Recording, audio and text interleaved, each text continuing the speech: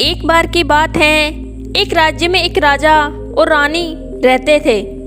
दोनों ही अपना प्रजा का खूब ध्यान रखते और दोनों ही बहुत अच्छे थे। उनके ज़िंदगी में बस एक ही कमी थी कि उनकी कोई संतान नहीं थी। एक बार रानी के मन में इच्छा जताई कि उनकी एक बेटी हो जो सबसे सुंदर और प्यारी हो। कुछ सालों बाद रानी की यह इच्छा पूरी हुई। उन्होंने एक सुंदर सी बेटी को जन्म दिया जिसका नाम उन्होंने स्नो वाइट रखा। पूरे राज्य में खुशियाँ ही खुशियाँ थी, लेकिन यह खुशी ज़्यादा दिनों तक नहीं रह सकी। कुछ दिनों बाद जब राजा और रानी जंगल में घूमने गए तो एक जादूगरनी ने मौका पाकर रानी को चिड़िया बना दिया और अपने पास पिंजरे में कैद कर लिया।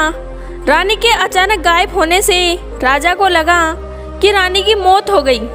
राजा बहुत दुखी हुए और उन्होंने स्नो वाइट की देखभाल और माँ के प्यार के लिए दोबारा शादी की। लेकिन जिससे उन्होंने शादी की वो वही जादूगरनी थी जिसने रानी को चिड़िया बनाकर कैद कर लिया था। उस जादूगरनी ने रूप बदलकर राजा के साथ शादी की। उसकी चिड़िया को देख स्नो वाइट बहुत खुश हुई और उसने वो चिड़िया उससे मांग ली, इस बात से अनजान कि वो चिड़िया उसकी माँ है। स्नो वाइट उससे बहुत प्यार से अपने पास रखती। उस जादूगरनी को स्नो वाइट के रूप में बहुत जलन थी। वो चाहती थी कि पूरी दुनिया में सबसे खूबसूरत वही हो। उस जादूगर के पास एक जादुई आईना था जिससे वो हर रोज पूछती कि सबसे सुंदर कौन है। हर बार आईने का जवाब आता, रानी आप तो सुंदर ही हैं, लेकिन स्नो वाइट आपसे भी ज़्यादा सुंदर हैं। यह सुनकर उसे बहुत गुस्सा आता। एक दिन उसने फैसला कर लिया कि स्नो वाइट को मार डालेगी। इसके लिए उसने एक मंत्री को बुलाया और उससे कहा, जाओ स्नो वाइट को मार डालो। मंत्री डर गया और स्नो वाइट को जंगल में ले गया, लेकिन उसे मार न सका। उसने स्नो वाइट को सारी बात बताई और उसे भाग जाने को कहा। स्नो वाइट दुखी हो गई और वहाँ से भाग गई। मंत्री ने वापस आकर झूठ बोल दिया कि उसने स्नो वाइट को मार दिया है। जादूगरनी रानी बहुत खुश हुई। उधर स्नो वाइट जंगल में भटकी रही थी कि उसकी नज़र एक छोटी सी झोंपड़ी पर गई। वो उस झोंपड़ी में चली गई। वहाँ उसने देखा कि बहुत छोटी छोटी 7 प्लेट रखी है। उसमें कई तरह के भोजन हैं। स्नो वाइट को भूख लगी थी तो उसने हर प्लेट में से थोड़ा थोड़ा भोजन कर लिया। फिर उसकी नज़र वहाँ लगे 7 बेड पर पड़ी। स्नो वाइट को बहुत नींद आ रही थी तो वो आराम करने का सोचकर एक बेड पर लेट गई। लेटे लेटे उसे नींद आ गई और वो सो गई। तभी थोड़ी देर बाद वहाँ 7 बौने आए। उन्होंने अंदाज़ा लगा लिया था कि यहाँ कोई आया है।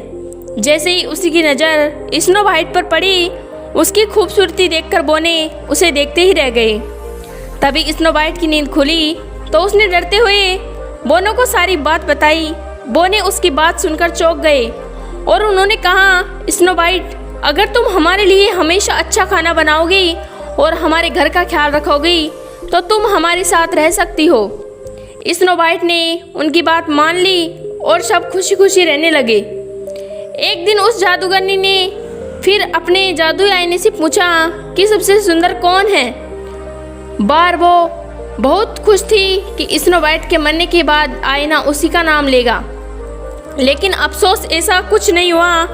आईने ने फिर कहा, रानी आप हो सबसे सुंदर, लेकिन आपसे भी सुंदर है स्नो वाइट। रानी यह सुनकर हैरान रह गई और सारी बात समझ गई कि मंत्री ने उसे धोखा दिया है। फिर आईने ने उसे बताया कि स्नो वाइट बौनों की झोपड़ी में रहती हैं। यह सुनने के बाद जादूगरनी रानी ने तरकीब निकाली।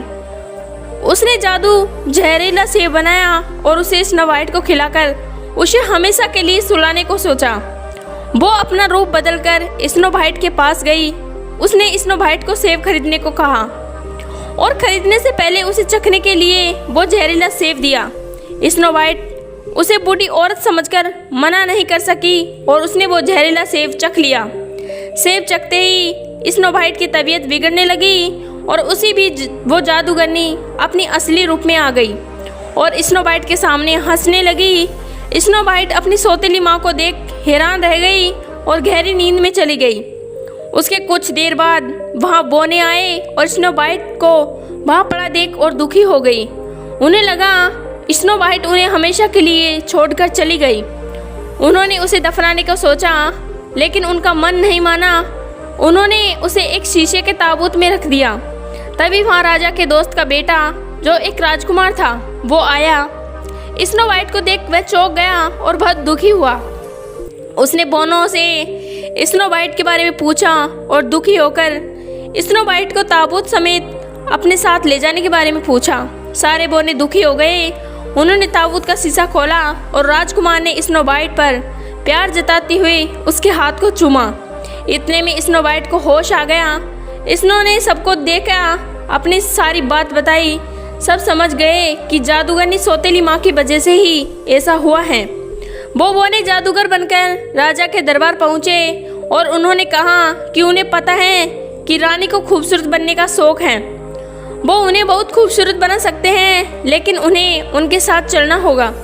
रानी और राजा उनके साथ चल पड़े और जैसे ही रानी पर सूरज की किरणें पड़ी, वो अपने जादूगरनी के रूप में आ गई। वहाँ स्नो वाइट और राजकुमार भी पहुँचे। स्नो वाइट को देखकर राजा खुश हो गए। उन्होंने राजा को सारी बात बता दी और फिर बोनो ने अपनी शक्ति से जादूगरनी के जादू को ख़त्म कर दिया। जादू खत्म होते ही चिड़िया बनी असली रानी अपने रूप में आ गई।